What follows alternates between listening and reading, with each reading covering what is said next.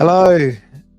Yeah, we've got a treat for you. So, a couple of, what was it, last weekend, 2 weekends ago, we were down in Bristol, and us guys are on the channel, Total Video Gamers. We interviewed the man himself, Mr. Andy Davidson from Worms. So, Worms was a massive title back in the 90s. We used to play all the time. We've had so much fun playing this game over at Ryan's house at Christmas, and we interviewed him live. So I've managed to capture the whole thing. Sound quality is not amazing because it's all taken off my GoPro. This is something I will be upgrading for when we go to these future events, and we do host quite a few things. But I wanted to bring this to everyone because when we were sat there, we had just finished the interview with Sean from Evercade, and we looked up and there was loads of people there, and they were all here to see Mr. Andy Davidson himself. Not us, they were here to see him. So we had a big crowd there. So what I'm going to do is I'll bring it all to you. But you guys that are members of our channel, you'll be getting this first. And then people who aren't, you'll be getting this later on. But our members, this is for you. You'll get this before anyone else, like I promised. So without stop me waffling on, I will go straight to the interview. So if you're new here, I'm Blunners, part of the Total Video Gamers. Make sure you hit that like button, comment and subscribe, and check us on all our socials. So I will see you later and enjoy. Peace.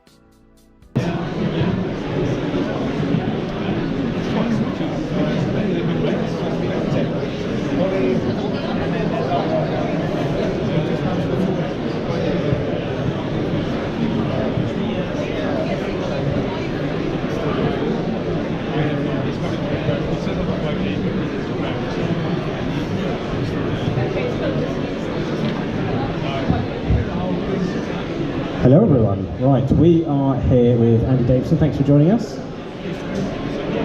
Oh, not sure if you might up there. That better? There we go. We can hear that. Excellent.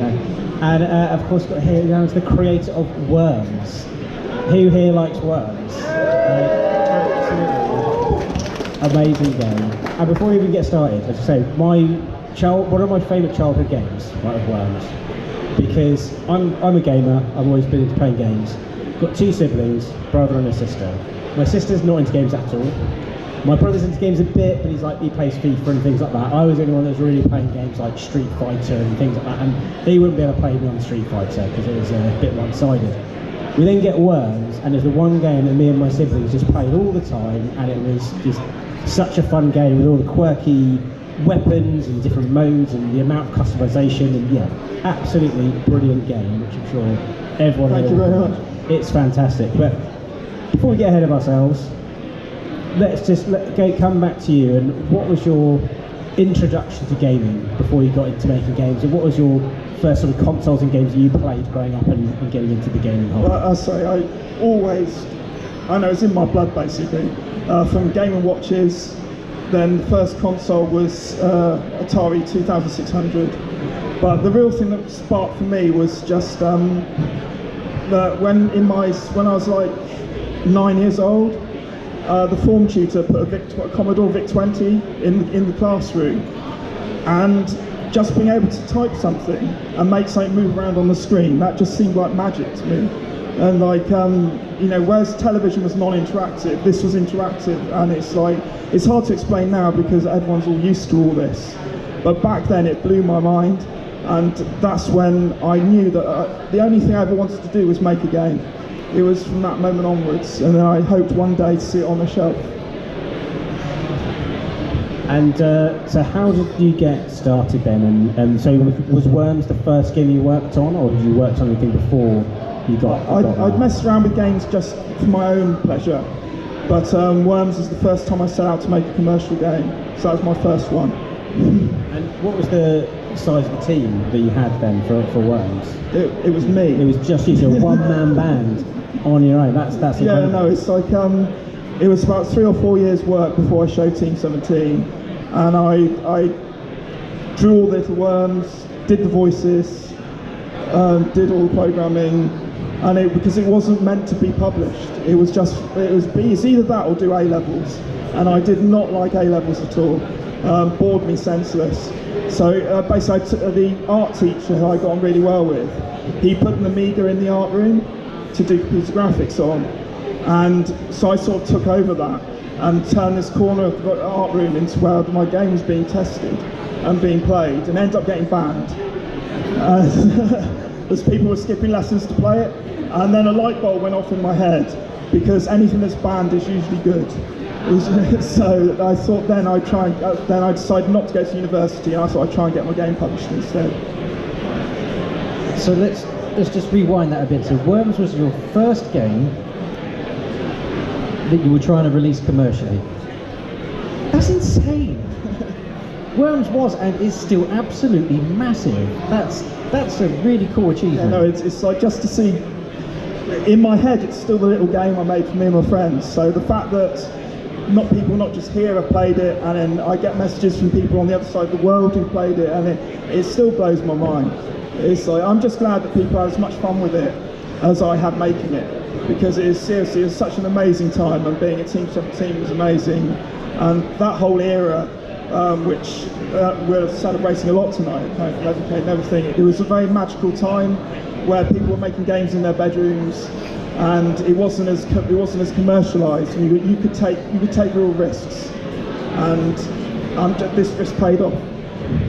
I'm sure everyone here can probably remember the first time they played Worms, and for me it was at my friend Matt's house on his PC, and we would sit there probably all day yelling obscenities at each other, as you threw random sheep at each other, or you used Tim's favourite weapon, which is the ninja rope, where you can back Tim into a corner and he'll somehow ninja rope out the tiniest little gap, and you're like, you absolute sod, how have you... I'm sorry if you've already asked this, because I had to knit for a week, which is embarrassing. How did it come about, like Worms? Like, how did it come about? It's hard to explain, because it just sort of evolved. Like it started as a very simple artillery game, because they'd always fascinated me. I loved the physics, and I loved generating random landscapes. I loved doing that, and so it during a very tedious A-level maths lesson, it's like we just got the Casio calculators with the graph plotting ones. They flipped open like a Nintendo DS, and they had a very rudimentary programming language, and so it's rather than do A-level maths, it was like, well, can we put a game on this? And the game I chose to make was a very simple artillery game, so I'd always loved them since the days of the Spectrum and the Commodore 64, and I managed to get this game running on it. And then generating the landscape was the thing that I was most interested in, so I wanted to try and create something that wouldn't get boring, wouldn't repeat itself. So I ported the whole thing over to the Amiga, and obviously on the Amiga you could do a lot more than a graphics calculator. And so the first thing I did was then made a much more complex landscape, made the tanks move, because that was another thing that has always bugged me. It's like artillery games are very static. It's like very fixed positions. They're wonderful games, but eventually they get boring because they're too similar from round to round. So I put movements in, added water for an instant kill, and suddenly all this strategy started opening up. And then it just snowballed from there. And the big eureka moment was changing the tanks for characters, because then it became immediately obvious you could do so much more in this genre of game than people have been doing. And the humour started coming through then. And obviously everybody likes a funny multiplayer game, so in the back of my mind I want to try and create a game that had the same appeal as Bomberman. Like Bomberman 94, especially on the PC Engine, that's in my top 10 games of all time.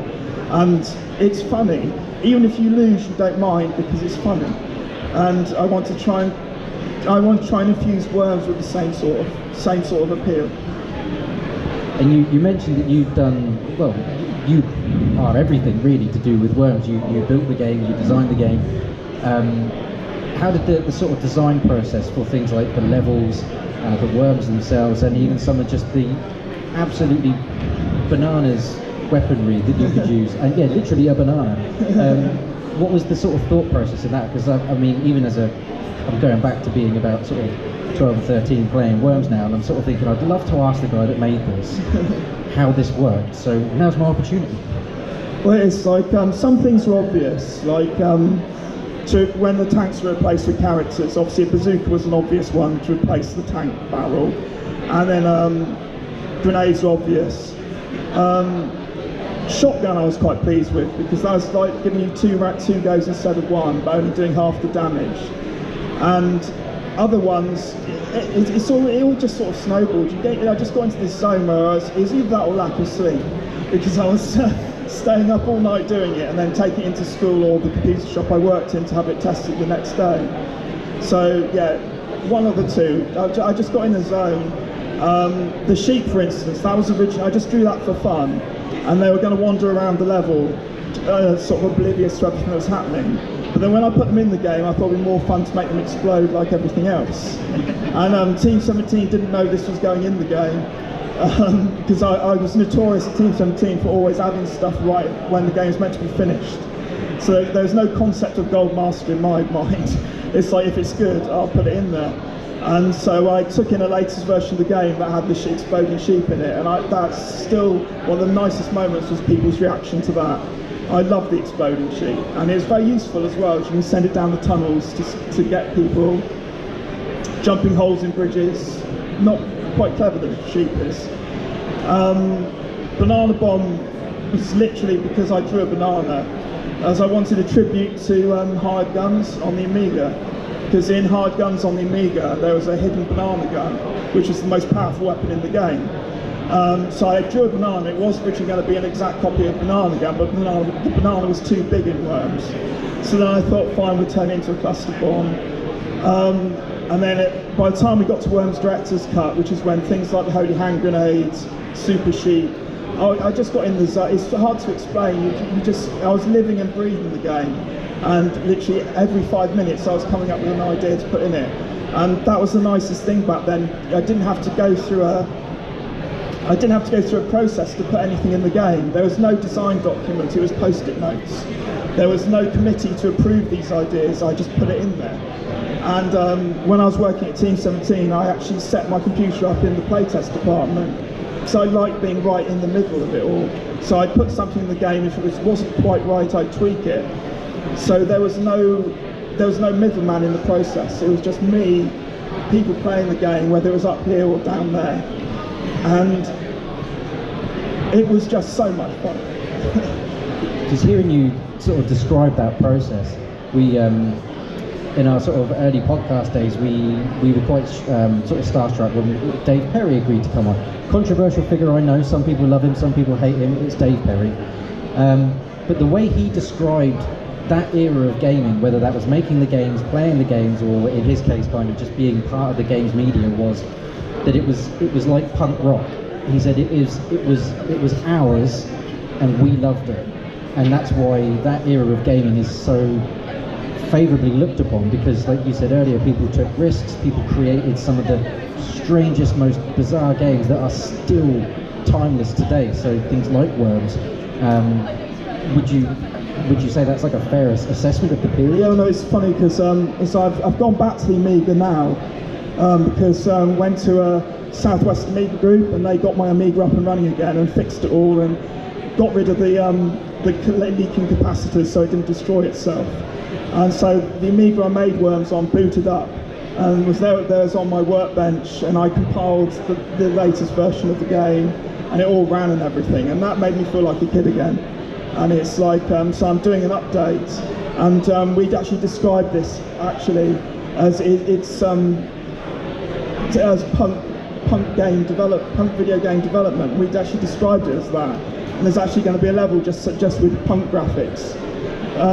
So I totally agree with that, because this update's going to be released for free, just for the Amiga, and because surprisingly the Amiga's still got quite an active community going, and I think that's testament to what a special computer it was, and the people behind it put so much passion into it, and I think that sort of spills over into the users, and it's great to see the Amiga's still going, and it's taking a bit longer than I thought, because it's been decades since I did any programming, but there's like 2 weapons in my head I want to put in the game which haven't been done yet, and it's going to be another few little updates, but I'm looking forward to getting that out there.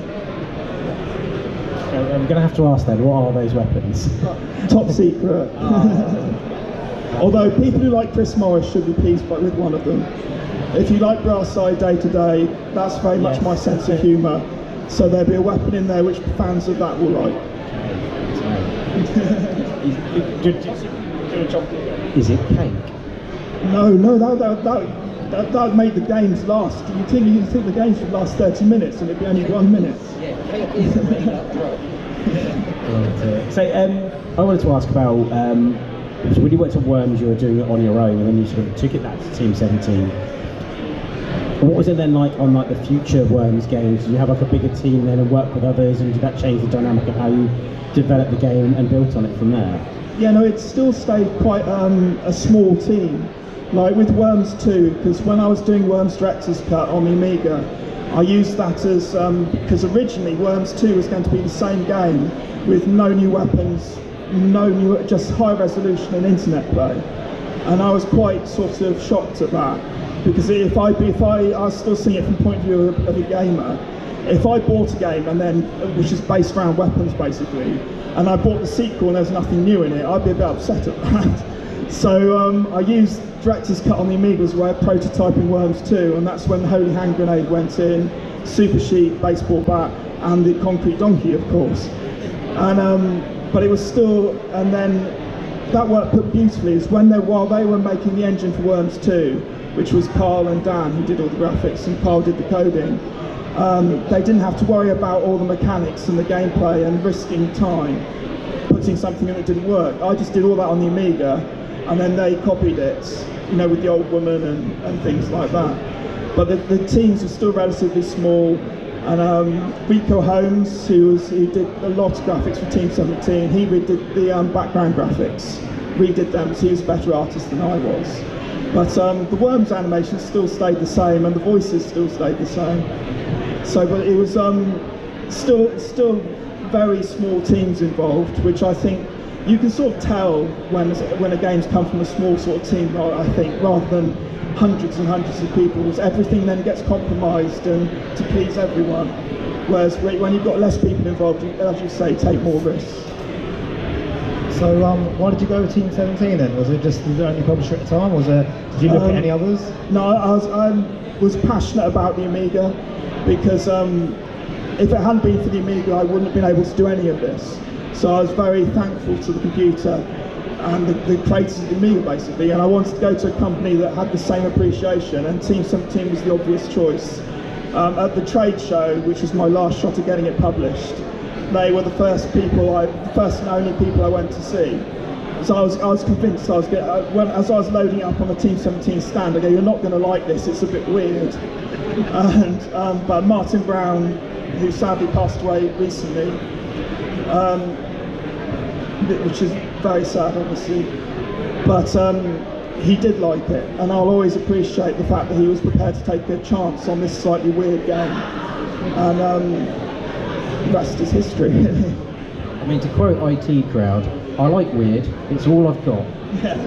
That and my sweet, sweet style. So I think people do like weird, and yeah, you're and right. now for something completely different. Exactly, yeah. Yeah. Just on the subject of weird and weird weapons, how did you come up with some of the other weapons in there? You mentioned like drawing the sheep and then deciding you're actually going to make that explode, and you mentioned the concrete donkey as well, crashing down. Or I was quite a big fan of the airstrikes, the carpets falling down.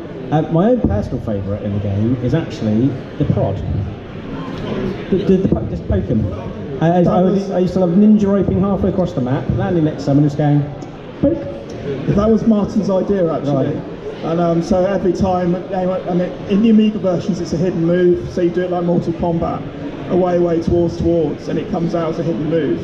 That was Martin's idea actually, so any time the pod is used, and I do remember Martin, and that was his big contribution to it. Just trying to think of some other weapons. Has anyone here got a favourite weapon in Worms? Go on.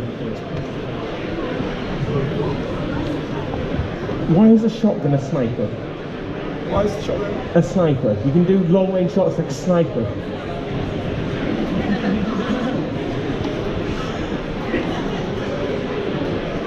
Good point, actually. I never actually very considered that, 'cause long-range it's just shotgun. it's just a line of sight weapon, but we can't nerf it now though. Yeah, so there'd be the outrage. So, but it's a very good point, well made. I think with the shotgun as well, it's a very good tactical weapon because you get the 2 shots. Because I'd often on situations where, right, I've got 2 people and they're on like 3, 5 health left, shotgun. And then that's when you're like, right, this situation calls for a shotgun. Yeah, no, it's one of the earliest weapons to go in there, along with dynamite as well. Because and all the weapons had to have their use cases and their advantages and their disadvantages. But I was really pleased with shotgun because it's like it comes in so handy, and you feel quite clever, especially when you take out 2 worms in one go. Oh, absolutely. And I think again, the multiplayer aspect of it, there's so many different situations. Right, this situation, I'm best off using dynamite, or right now, I'm better off using an airstrike, or I'm better off It's such a tactical game. Yeah, that's like my nightmare, using a ninja rape. But when you were making it, did a lot of these things just organically start happening when you put the pieces together? So actually, I made this really, although it's got a sense of humour and it's like a funny, quirky game, you've actually developed a very clever tactical multiplayer. Yeah, it was. It became a sort of contest with myself. That as I say, I loved artillery games, and I just wanted to see. It became a contest with myself to see how deep I could make one, and because the strategy is incredibly important. That's how you give a game longevity. The more tactics you've got, the more strategies involved in the game, the less likely you are to have the same game twice. So it just became a contest, and it's hard to explain. A lot of it did happen organically, because originally worms couldn't knock other worms. That went in about halfway through development. Originally, if a worm went into another worm, he'd bounce off him. And then I thought, that doesn't look right. So then I thought I'd put it so the worms can knock another worm. And suddenly then all these tactics opened up then. Like a worm that was near death, make him fall off, roll into another one, knock him off, and you could cause chain reactions. And as soon as that happened, it's like, a light bulb goes off, and then that leads to another idea and another idea and another idea. It just was all a consequence of just living, breathing worms all these years. It is something that Tim is very tactical at worms. It's normally at Christmas, we always get together, we'll play worms, get very drunk, and about halfway through the match, it will normally be myself, Blanners and Ryan, who's unfortunately not here. We decide, right, we've got to do something about this, because Tim is just wiping the floor with us all, and all he's got is a ninja rope and a poke.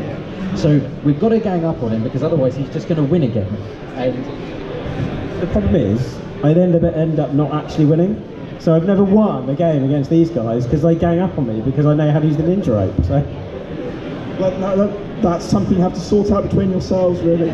So can't blame the game for that. Was there sort of ever any discussions about bringing worms, I guess, back again, like in the sort of recent sort of, I guess, boom and people desiring all sort of the older games and stuff? Has there been any discussions about bringing it back again?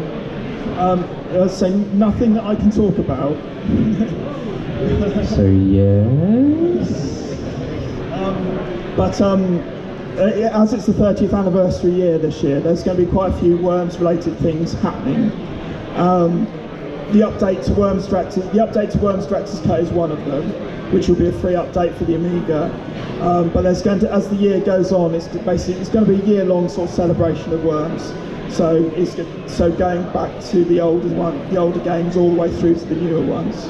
So if you're into Worms, it'll be a good year. It's a funny thing to say that, isn't it? If you're into worms and we're going to celebrate having worms for the year, I love a play on words like that. It's fantastic. At some point we are going to open this up to you guys, because there's lots of people here. I'd imagine lots of people have got some questions they're going to want to ask you, and it's probably very fair that they get to ask those questions of you. But yeah, before we dive into that, what is your favourite iteration of Worms that you've completed? What is your favourite version? Worms Director's Cut on the Amiga. That's that's the one I'm most fond of, because that's when I feel the humour and the gameplay sort of came together and everything just clicked. You know, with in terms of it had a vastly expanded amount of weapons. The Holy Hand Grenade with Hallelujah Chorus, because there's a lot of Monty Python influence in the game, but I think that the Hallelujah Chorus being added to the Holy Hand Grenade, I was really pleased with that, and it never ceases to make me smile. And there's lots of the weapons that are my favourite. Like my 3 favourite weapons are the Holy Hand Grenade, Super Sheep, and the Concrete Donkey. And the Concrete Donkey obviously exists in real life as well. It's in my parents' garden. Yes, there's a real Concrete Donkey, and after the game came out, people left little sacrifices at the Concrete Donkey, and we had to nip that in the bud because you don't want to create a religion. That's incredibly dangerous. So we nipped that in the bud. So please, if you find the real Concrete Donkey, do not leave sacrifices. We're not going to go down that avenue. That's almost like Cult of Lamb before the Cult of Lamb. That's phenomenal. I really want to leave a sacrifice to the Concrete Donkey now. I kind of feel like we could start a new movement. If they manage to get Scientology off the ground from a sci-fi movie, I'm sure we could start a new religion based on the Concrete Donkey. It's happening again. What have we done? Is there anything you guys want to ask before we potentially look at opening this up to everyone? Because there's a lot of people here, I think.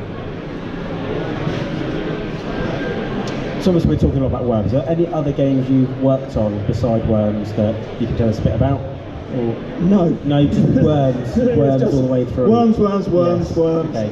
And Apart from games I just made for my own little amusement, like I made a little bomber worm, which was like a version of Bomberman with worms. Never got very far in it, but that would have been quite interesting, because then the sheep could obviously run around and change direction in Bomberman and things. So that would have been quite interesting. But no, it's like a strictly one worm person. Was it just that you just wanted to focus on Worms, or was there anything you ever thought about doing that you wanted to try and get? I've had other ideas go around my head, but when I'd Worms, everything just sort of clicked and it worked. And then any other idea I've had, I've sort of played it through in my head, and I can already find problems in it. And so it's like, you know, part of you wants to develop the game and see if you can get around those problems. But then the other half of you says, well, no, we've got a perfectly good game here. You know, what do we need to do this one, which won't be quite as good? So it's a bit of blessing and a curse, really. I'm so happy that people enjoyed the game as much as I enjoyed making it, but then it sort of makes you not want to do a game that doesn't work as well. You know, you see the problems, and you don't want to bother developing it. So if that makes sense. You've got. I mean, effectively, Worms is your legacy, isn't it? You've got Worms. You've got anything else that comes up. You've got Worms. Right. I guess the only thing I would love to ask is, what would be the greatest Worms crossover? Worms versus what? Good question. I'd go Bomberman. Worms versus Bomberman. Because that's my favourite multiplayer game, which doesn't have invertebrates in it. Yeah. So Worms and Bomberman, I think that could work. I was going to say, I think you could get 2 game modes out of that. You could have Worms in the Bomberman universe, and then you could then take Bomberman into the Worms universe. Because I think Bomberman was in Smash Brothers. I think Bomberman was denied being a fully playable character. He appears, but I think he's an assist. So which was a shocking way to treat Bomberman. And it's like, so I'd like to, if I could, I'd correct that. So if Konami get in touch and say, let's do that, let's do that. Worms versus Bomberman. Let's get that as a hashtag. I think that's what people do now, don't they? Worms v Bomberman. Hashtag. Let's make this happen. Right. Let's open this up to you guys. If you've got questions, throw your hands up and start making your way down here, because these are cabled, and that's just going to cause all sorts of issues. It's more a quest than a question. Can you do the Worms laugh? Sorry? Can you do the Worms laugh? The voice. It's actually, it's said in a weird way and sped up, but it's like, oi, nutter!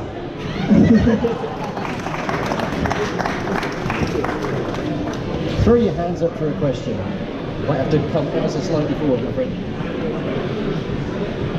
Hi, sorry, following on from the voices, it says you said originally you did the voices yourself. Yeah. Which version of Worms was you? And did Oh no, all of Worms 1.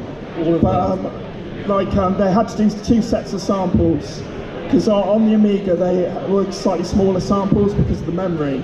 But then I re-recorded them all for the PC version, which was used as the base for the PlayStation and everything else. Yeah, so because I remember there were lots of there was like the Scottish voice. Oh, they came in later. That wasn't you anymore.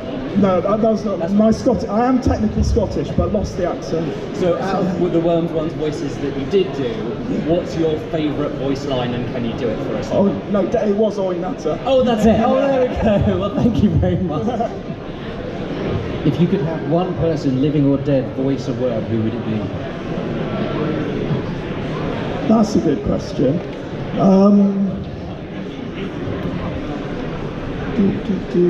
No, it'd have to be Chris Morris. It would have to be Chris Morris and have a real deadpan like commentary. You know, like it would have to be Chris Morris. I'd like to get Sylvester Stallone after he's had a skinful of alcohol to voice a worm. Questions? Don't think we'll stretch that far. Hiya, thanks. I'm just curious, did players of the game ever like do something or play it in a certain way which you never expected, and then did that sort of change your reaction to... Well no, we had the dark side of Worms playing, which is, it got nicknamed that because people in playtests would basically burrow their worms underground to keep them hidden. So basically the light side was basically full on attack, and the dark side of Worms playing was basically highly defensive, and was looked down upon as a bit cowardly. And the sheep was actually put in there to basically sniff out dark side players by running down the tunnels and then exploding. And if the concrete donkey is basically the light side's weapon, there will be a weapon for the dark side, which will go in there. Like drilling a hole, using the drill to drill down. No, there'd be one which basically benefits dark side players, and I want to stick that in the update to Worms Director's Cut. But whether I get a chance to or not, I don't know. It's like going back to programming after all this time has been quite difficult. Yeah. But that's one of the two weapons will be there for the people who are very defensive. It's such a simple game, but there's still so many ways to play it. Yeah, I think I wanted people who hated video games to basically be able to enjoy Worms, and I think that's how it turned out. When I was working in a computer shop, I was staying up all night doing the latest version of the game. Then a kid would come in and play test it, and then one time his dad then sat down and started playing it with him, and they were there for a good hour. And he said his dad never played any games, but he would play Worms. And I wanted to be accessible, but at the same point have this depth to it. And so no, I appreciate that, as I think a lot of the times the things that seem simple are the things that have had the most work put in behind the scenes. Because if it looks simple, usually it isn't. And it took years of balancing all the weapons so that one didn't override another one. But no, I like it being described as simple, because then it means that I did my job correctly.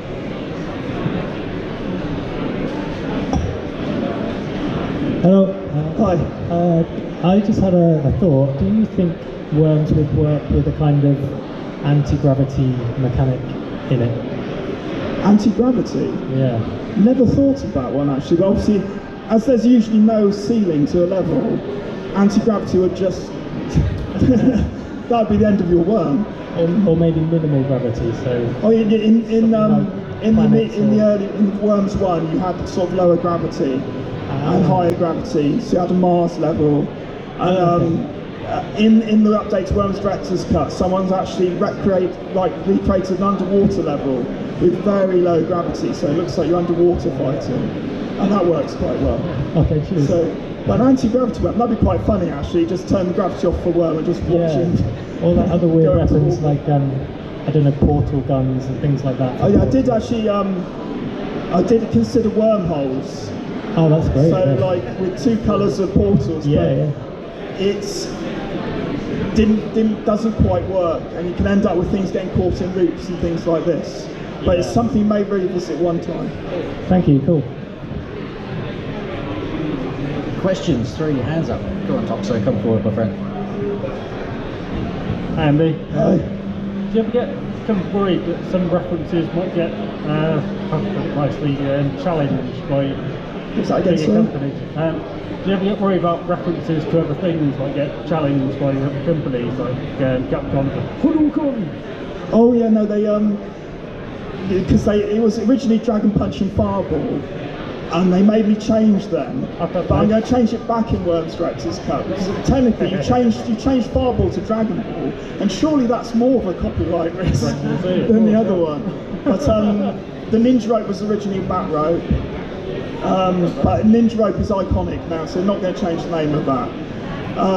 But I don't think Capcom would mind about a Fireball and a Dragon Punch. So we'll see. If I'm sued into oblivion after this update comes out, you know it didn't work out.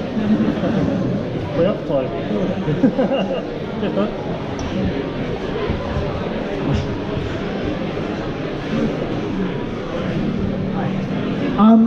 When you were developing, did you put AI in to play against yourself, or did you play against yourself at the start? The computer players went in quite late actually, because it's always meant to be a multiplayer game.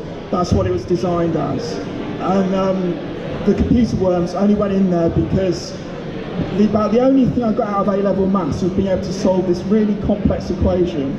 Because in the non-Amiga, in the other versions of Worms, they use brute force for the computer player. They just run tons of simulations and pick the best one. The Amiga isn't fast enough at doing the CPU stuff to do that. So I actually worked out the equation for where, if you fired it at a certain angle with the wind doing this, work out the point where it would hit. So then and then once it's worked out the perfect shots, you then use the CPU skill level to see how close it gets to that. So like a CPU player of 9 would just always pick the perfect shot. And then, whereas a CPU player of 1 would have a variable of like this. But no, it was always meant to be a multiplayer game. I did at one point want to experiment with a real-time one-player game. Have you seen Open Lero?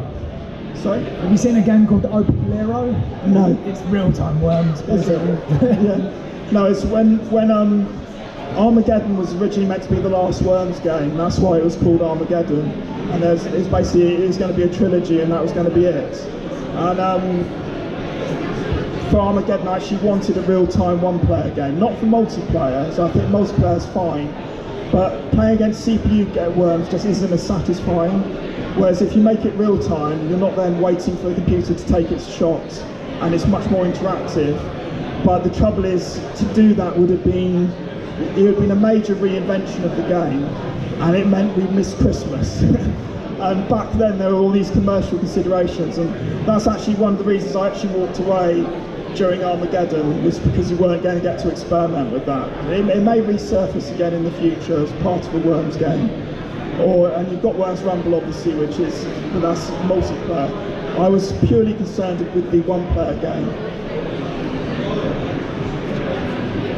Oh, yes. You've mentioned that there was a lot of work that went into balancing weapons. I wondered if there's anything you remembered of weapons that started off really overtuned and really overpowered and had to be reined in a bit. Not really actually. Technically the banana bomb should be overpowered, but it's just because but I actually like that. Because it scatters like a cluster bomb, you can end up killing yourself with it, so therefore that's okay. So trying to think, most of things, because the game was everything could be tuned, especially like in Worms Director's Cut, you can set the damage of everything, and in Worms 1 you could. So I think basically everything worked out okay. There's just, like originally the sheet was a bit more powerful, but I toned that down.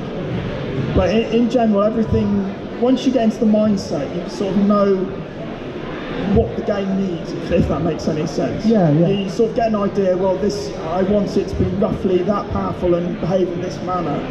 And back then I was just living and breathing the game. Oh, thank you. We've probably got some time for a couple more. Yes.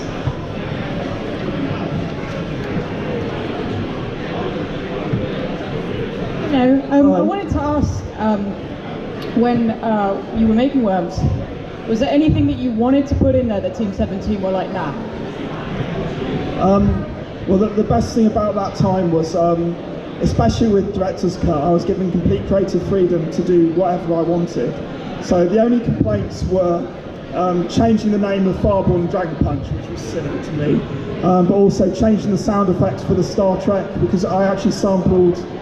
There's a lot of cheeky samples in Worms, from Predator to Bloodsport. Star Trek actually sampled the Popular Communicator, and that was right out apparently. We had to go and re-record all that and everything.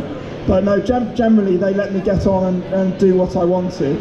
And especially with Director's Cut, I really appreciated that, because the Amiga, Commodore had gone bankrupt a year before Worms came out. So by the time Worms Director's Cut was coming out, there was nothing left of the Amiga market. But Team 17 still let me pursue this and publish the game, which I really appreciated. And it was just nice being left to be able to get on with stuff. As I say, one of the other reasons I haven't done anything since, tried another game, is that the process would be so different now. Like, I've never written a design document in my life, and I don't intend to now. So I just prefer writing ideas out on post-it notes and putting them on the wall.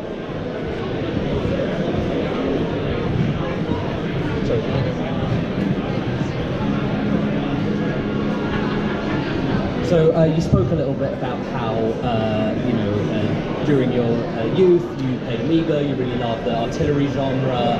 Have you kept playing games when you have time in the rest of your life? What's your favourite game ever? That's not your own game. And are there any modern games that you like, say maybe in the last 10 years? As I say, huge Nintendo fan. Although my number one game is actually Phantasy Star Online, which I think that was just a stunning achievement. And it's like, it's difficult to explain to people now, but back then it was just magical. And I think in terms of art design, the music especially was stunning. It all came together, and you could play with people from the other side of the world. It would translate for you, so you could give directions, and they knew what you were talking about. My second game of all time is Elite, which I think was the original. Like, I've not played those. Yeah, never. I knew it would take a lot of time. I need to dive into that sometime. And then recently, still playing games. Tears of the Kingdom, I think, was an amazing achievement. And I love my physics.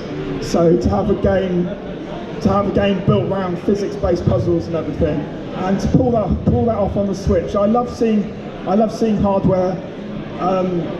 It's not about how powerful something is. It's almost more interesting to see what people get out of hardware that isn't as powerful, because it makes you think outside the box. And that's why I think Nintendo had the right idea to opt out of the hardware race, basically. And I think their success with the Switch proved them right, because there's diminishing returns when it comes to hardware. It's nice to have graphics looking like this and being that good, but at the end of the day, gameplay is what matters. And providing the hardware can keep up with what you want to achieve, that's enough. And so really looking forward to Switch 2. And like the next 3D Mario, because all these games have been cooking for so long. Like roll on April the 2nd to see what they've got. I'm dying to see what they do. But so basically, Phantasy Star Online, number one game of all time, and Nintendo, the developer I admire the most. Thank you so much. No worries. Any more questions? Yes, I might have to come this side. You very briefly mentioned Worms Armageddon. You left during the development.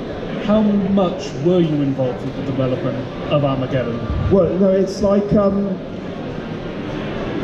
I was around, but I was just, like basically everything I wanted to explore, because to me Armageddon was a very, very, very good game, and it stood the test of time.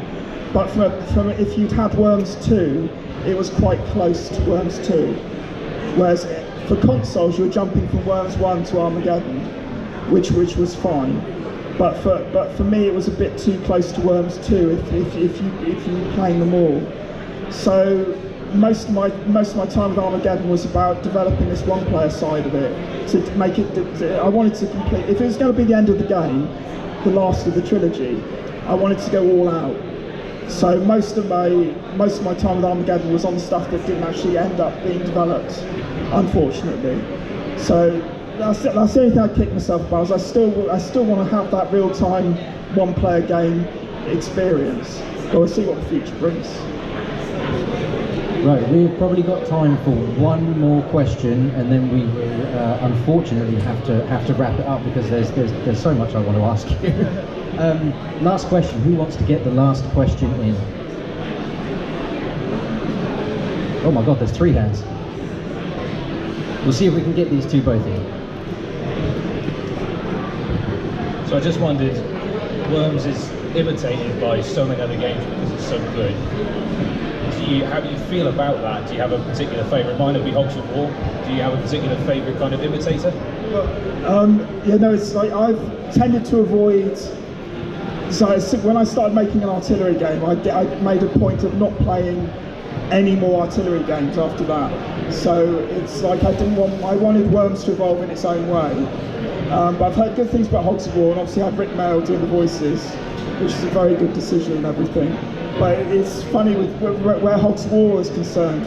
I was at the trade show when they launched that, and I was wandering around with Martin, and I was looking at the exhibitors list and have the catalogue, and we walked past Hogs of War and just saw the title. I thought that sounds a bit like Worms, that does. And you've never seen a guy look so sheepish who was working on the stands because he saw the 217 badges and everything. But no, I mean that's carved out its own little niche. And the 3D games are obviously very different to the 2D games. Worms was designed around being 2D, and my personal feeling is I think it works best in 2D. So I don't begrudge other people, and anyway, imitation is a very sincere form of flattery. Right, was there someone down here that had one more as well? Yeah. So you mentioned how having generated scenery, so it was unique for each game, was a big part of the appeal to keep it replayable. And that sort of put me in mind of, do you have any thoughts on AI generated content being used in games? Well, no, it's like it's all moving so rapidly, but like all AI seems to be at the moment is filling Facebook with images of people. I've just carved this horse, and no one appreciates it. And it's like my Facebook is like just full of it.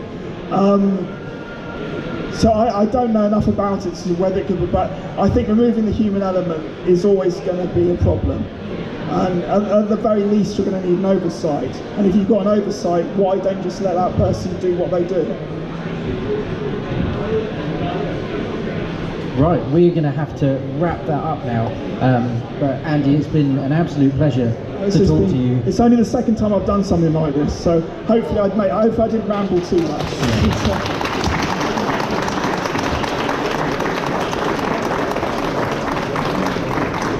Excellent. So I would tell you what the next talk was, but it's just moved off the screen. Tim sounds like he knows what he's going to say. James McLeod up next at 2. There's a few things we'll talk about, but he has worked for a studio called Rockstar Games. So if you've heard of that one, I'm not sure if I've heard of that one, Rockstar. Probably a few popular games on that one. But yeah, come back at 2 o'clock for a chat with James McLeod. Thank you. We'll see you then.